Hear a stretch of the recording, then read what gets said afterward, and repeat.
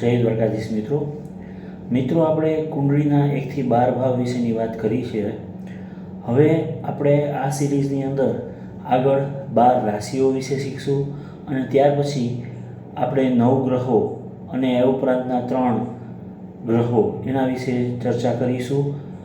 આ સિરીઝ પૂરી થાય પછી આપણે દરેક ભાવમાં કઈ રાશિ છે અને એ ભાવમાં બેઠેલા ગ્રહનું શું ફળ હોઈ શકે એ વિશે જ્યોતિષશાસ્ત્રમાં આગળ ચર્ચા કરીશું.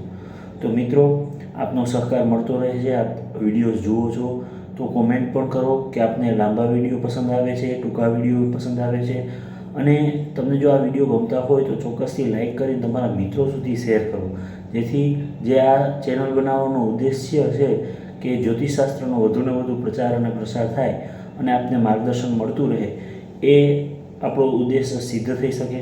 બીજું મિત્રો, અમુક મિત્રોના સજેશન છે કે લાઈવ વિડીયો ચાલુ કરો, કે કોઈને કાંઈ પ્રશ્ન પૂછવો હોય કુંડળી વિશેનો તો એ પણ કરી શકીએ.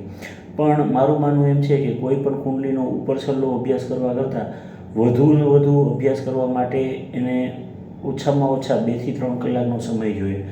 તો જો આવી કોઈ સિરીઝ ચાલુ કરવાની આપ સૌની ઈચ્છા હોય તો ચોક્કસથી કોમેન્ટ કરજો, અને અગાઉથી હું બધાની કુંડળી માટે જે વસ્તુમાં જે પ્રશ્ન હોય એ જોવા માટે મંગાવી લઈશ.